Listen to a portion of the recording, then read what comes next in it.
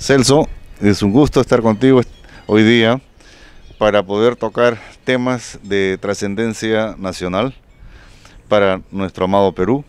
Queremos que tú en esta ocasión nos puedas comentar tus pensamientos o planteamientos para que el Perú logre alcanzar el anhelado desarrollo, superando el 10% de crecimiento anual. 10% de crecimiento anual es enorme, ¿no?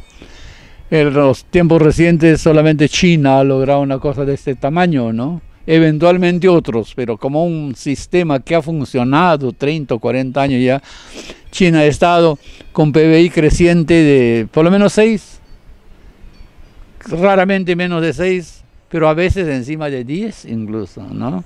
Ha sido una cosa deslumbrante el desarrollo de China, y por eso China ha cambiado en ese lapso de 20 o 30 años de un país considerado subdesarrollado a un país aspirante a ser el país más desarrollado del mundo de aquí a una década o 2 décadas. O sea, ha habido un cambio pero cualitativo enorme.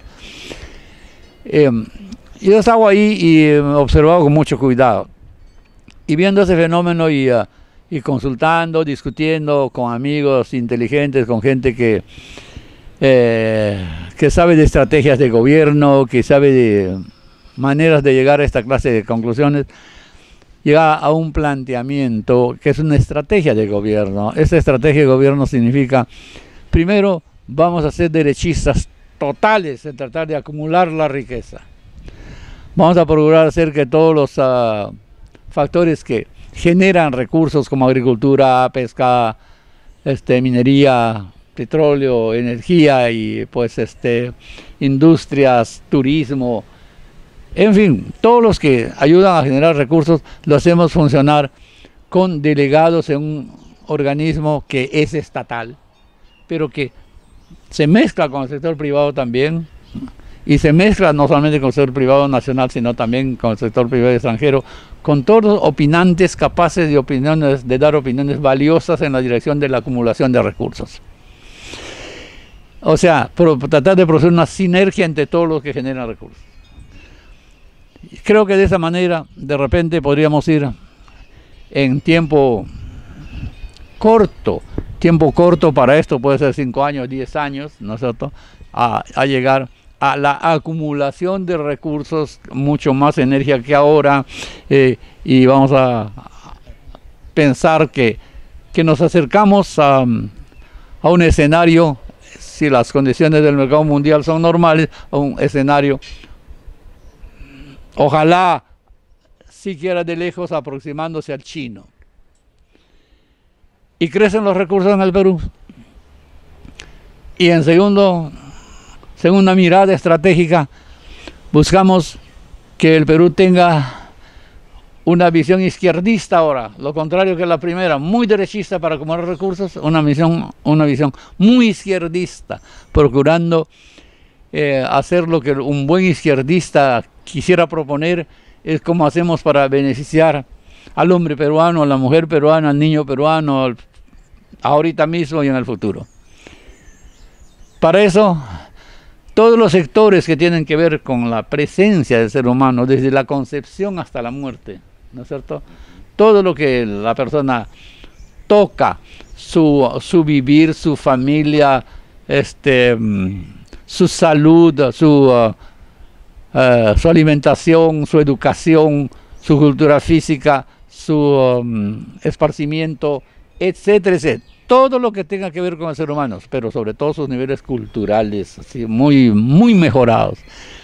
Si nosotros podríamos hacer algo de esta clase, tendríamos un destino privilegiado para los recursos que en la primera etapa hemos acumulado. El tercer paso sería procurar que toda la infraestructura del Perú comunique al Perú, todo el Perú con todo el Perú, todas partes con todas partes. Y podríamos tener una capacidad de vías de comunicación, de vías de transporte, de puertos, de aeropuertos y de infraestructura escolar y de infraestructura, en fin, para la salud, para la educación, para todo. El Perú tiene necesidades en la índole de 200.000 millones de dólares para poder cubrir las metas que ya están previstas ahora, más las que en el tiempo se irán produciendo, probablemente sean incluso mayores. De esta manera podríamos procurar propiciar que el Perú sea un ambiente excelente para la inversión extranjera, y principalmente para eso tienes que tener una seriedad absoluta contractual, básicamente contractual. Quiero decir, nadie trata de estafar al inversionista que viene a poner su dinero en el Perú. No está permitido ni en sueños que en la legislación o en el método de contratar o no sé qué hayan trampas ni malas intenciones. Porque de esa manera tienes autoridad para exigir del que viene a invertir también una conducta parecida. Y creo que de esta manera podría haber mucha felicidad en el ambiente interno del Perú recibiendo inversiones, y una felicidad en el ambiente exterior, ¿no es cierto?, recibiendo los aportes de mismo concurso de actividades que finalmente le podrían hacer disfrutar, por ejemplo, del peaje de la carretera que construye determinado inversionista. Y así poder, en vez de tocar los recursos propios que hemos procurado maximizar, en vez de desaparecerlos, en construir infraestructura, podríamos utilizarlo más intensamente en la construcción del hombre peruano, como quedó dicho. Pero la infraestructura también a la vez podría acelerarse mucho con los recursos mundiales, que son muy grandes. Cada año hay 800, 900 mil millones de dólares, 700 mil por lo menos, buscando destino. Y ya tenemos 3. Y el cuarto, que considero urgente como estrategia de gobierno, tendría que ser que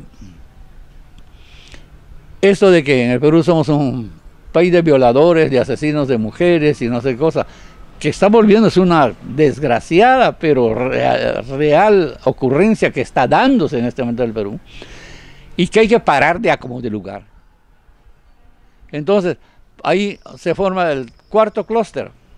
Aquí quienes van: el Ministerio del Interior, el Ministerio de Defensa, el Ministerio de Cultura, ¿no es cierto?, toda la juridicidad del país, toda la estructura del tercer poder del Estado, o sea, el poder judicial y etcétera, ¿no?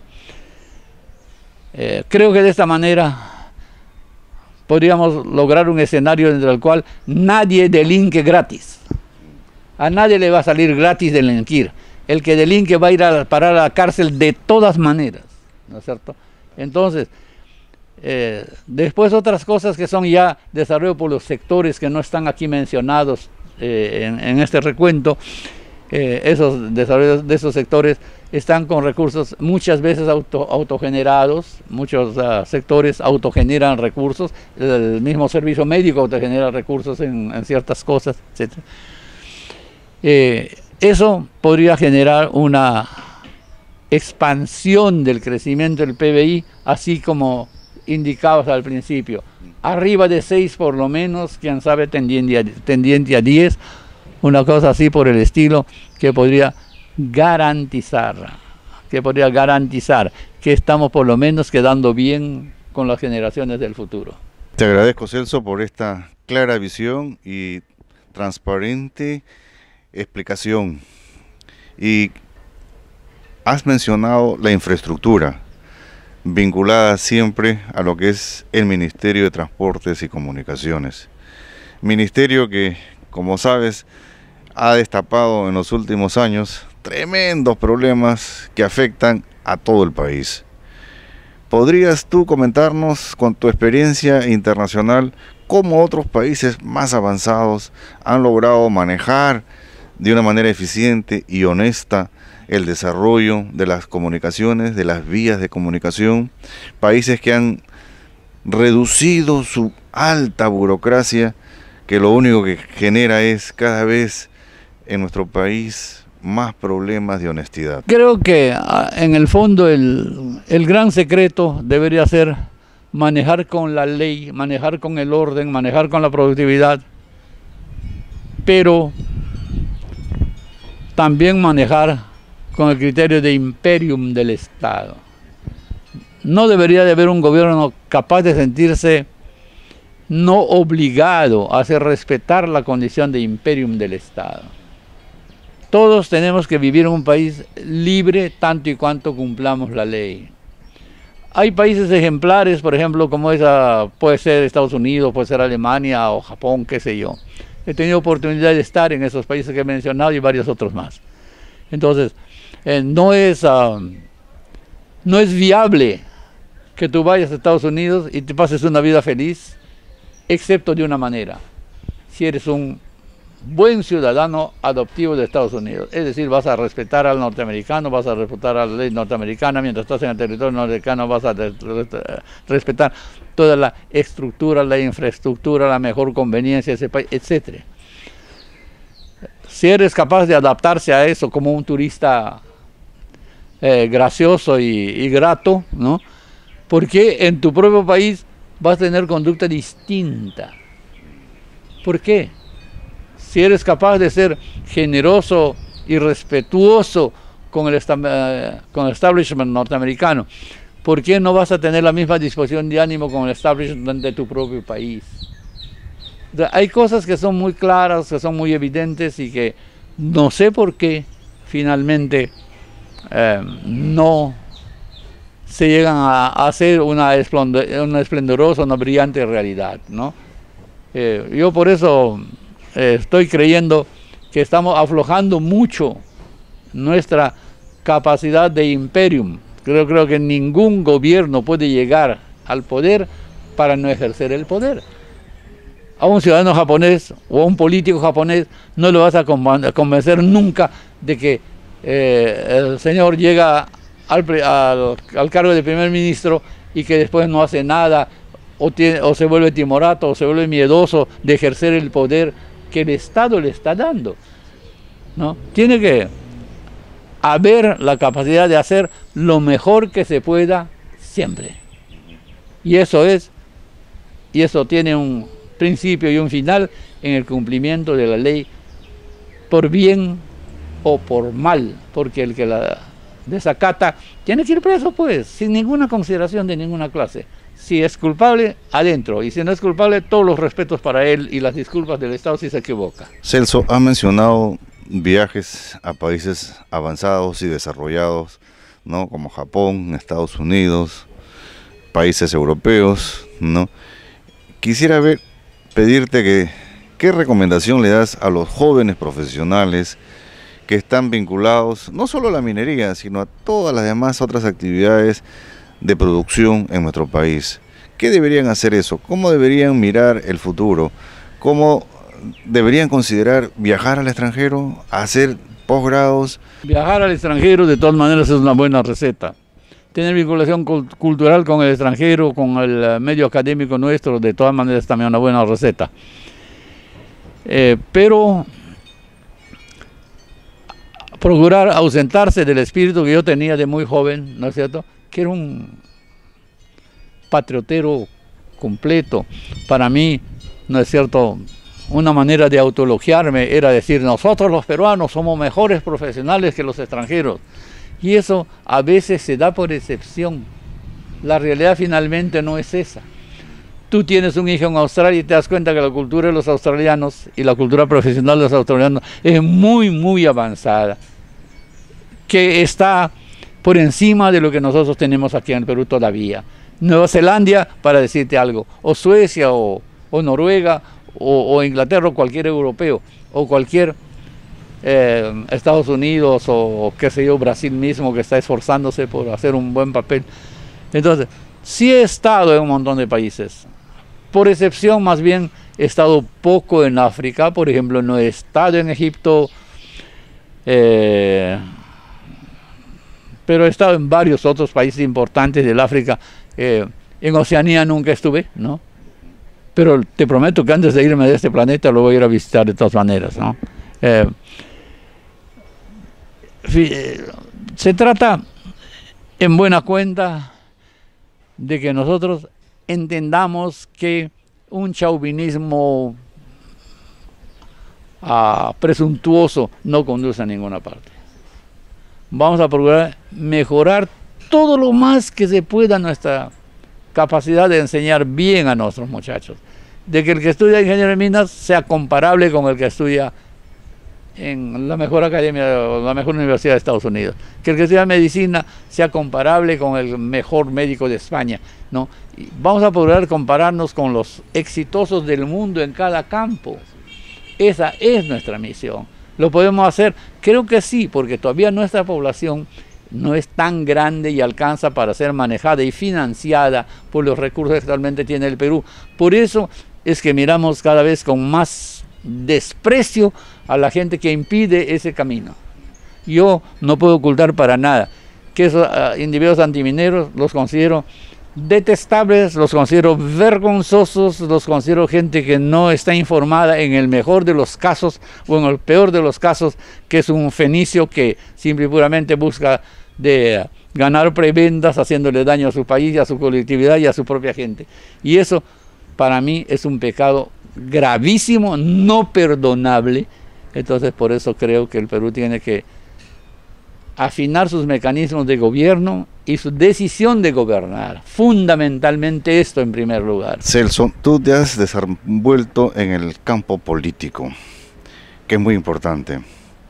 Viste a nuestro país en momentos difíciles, con una inflación gigante que azotaba la economía de todos los hogares y de todas las empresas, ¿no?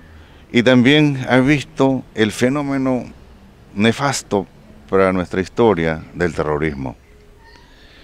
Y hoy tenemos al presidente Fujimori sufriendo una cárcel cuando él fue quien enfrentó valientemente y ejerció el poder para liberar a nuestro país de estos dos problemas tan graves. ¿Podrías explicarle a los jóvenes? Sí, con mucho gusto. A mí nadie me va a hacer declarar jamás de que el presidente Fujimori fue totalmente negativo, que fue una cosa que hay que castigar, no sé qué. El presidente Fujimori fue una persona que enfrentó cosas gravísimas, previsibles. Estaba el terrorismo, estaba la inflación de García, estaban estos dos fantasmas nefastos y terribles en la historia del Perú, inéditos hasta ese momento. Así que, distinto que cuando entró Kuczynski, tuvo sorpresas. Cuando entró Fujimori no tuvo sorpresas. Ahí estaba el garciismo, ahí estaba todo el sistema terrorista, ahí estaba Miguel Guzmán, estaba instalado, y el presidente Fujimori entró para combatir eso. Claramente, fue su promesa, fue la exigencia del país. Él entró para eso y no podía excusarse. Y yo lo felicito que trató de cumplir con esa misión. Él,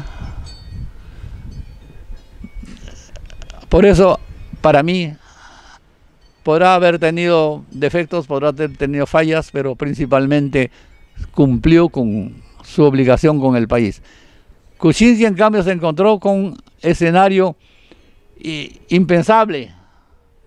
No podía prever lo que vino como problema natural, ni tampoco se podía prever algunos eventos como los huaicos y todo lo que hubo en su gobierno y un montón de cosas que eran sorpresas.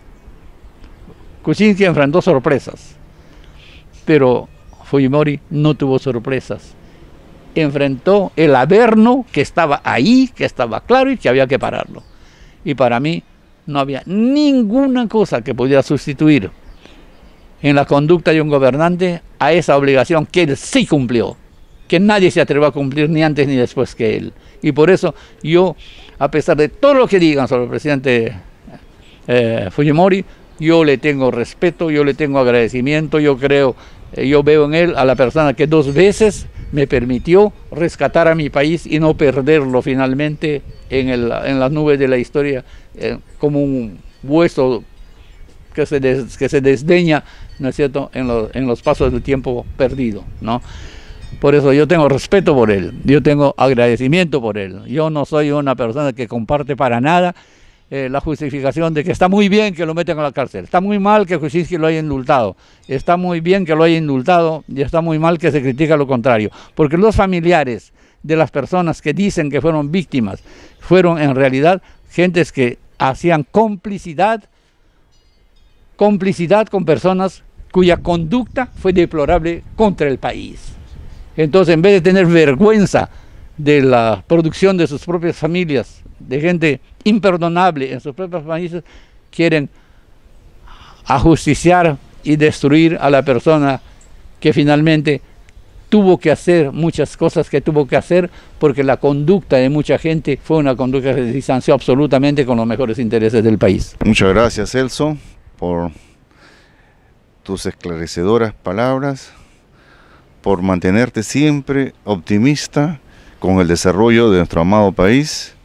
Verlo crecer es tu gran anhelo, como el nuestro también, y queremos también aprovechar la ocasión para desearte un feliz cumpleaños, que hayas celebrado con tu familia, con tus amigos, estos 93 años de vida que son maravillosos, y te felicito por ese espíritu que es un gran ejemplo para los jóvenes.